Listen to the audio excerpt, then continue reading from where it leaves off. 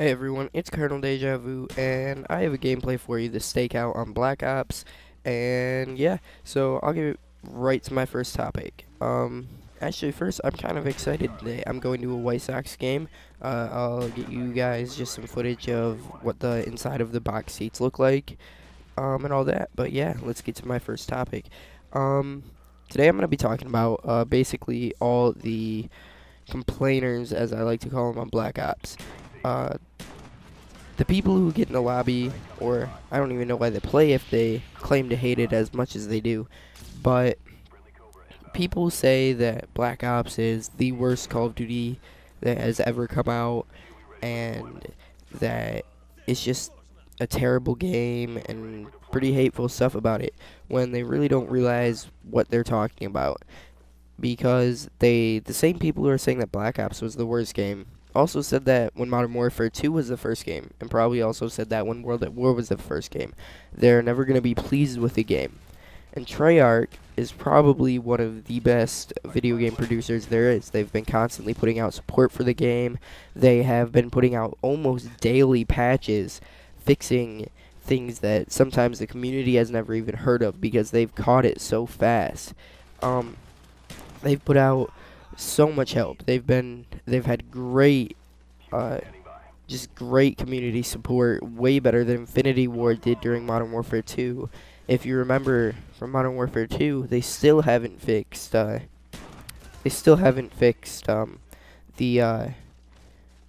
one-man army noob tubes and scavenger noob tubes, which will be a later discussion. They're planning on fixing their community support, failing when Modern Warfare 3 comes out, which it should be fun to see how that works out. But yeah, for example, some of the patches they've been putting out for Black Ops, I remember a lot.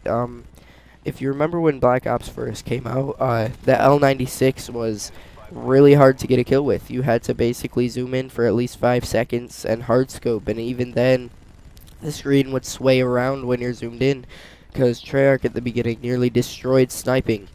But when they heard the sniping community complain, they slowly started upgrading the L96 and bringing it to a good gun, and now it seems if you play Black Ops that it's a pretty sniper friendly game if you use a gun like the L96 or the PSG-1. Other than that, they didn't really balance the game out well at the beginning. There were 3 really overpowered guns, the FAMAS, the AK-74, and the G11.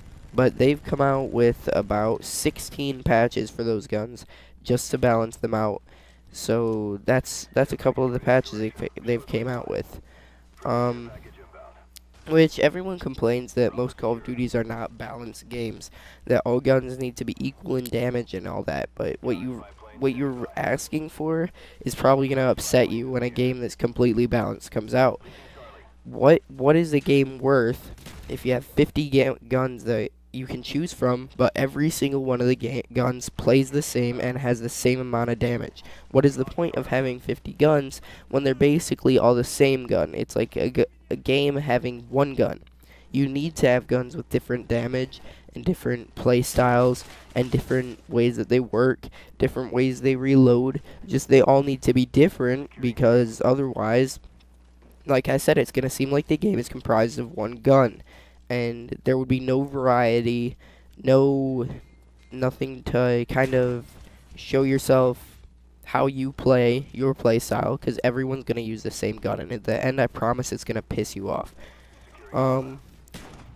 Another thing I wanted to talk about, the FAMAS and the AK-74U.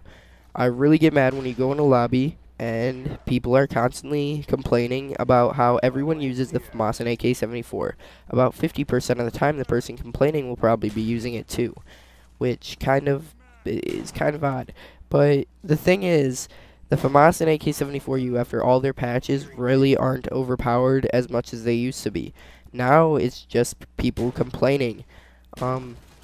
I think it's more or less the guns being overused than them being overpowered, if you look at it, because I've been easily able to outbeat a FAMAS now with a Spectre or a PSG. I mean, no, PM63. It's not very hard. The guns, they added more recoil to the guns. The only thing that you should be worried about that still hasn't really been fixed is AK-74U with rapid fire and grip. So, if you're not complaining about that, just stop complaining, because I really feel that if you complain that much about a game, then you should just not play it, because obviously it's not your cup of tea. Go play, I mean, if anything, play COD 4. I put up a commentary on COD 4 the other day, and it's a great game. It's fun. It's still fun, even though it's a 5-year-old game, but yeah. I wanted to touch base on this also.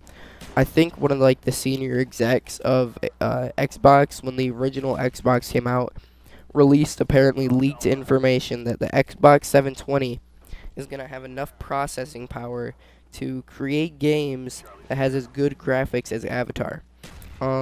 Not all credits go to me. Some of the credits things I'm finding came from Woody's Gamertag. He put out a little bit of this, but let's start this out. Avatar came out in 2008. In 2008, they used 40,000 processors just to make Avatar. And even using these 40,000 processors, now they'd be 3 years old, some of the frames still took hours to complete.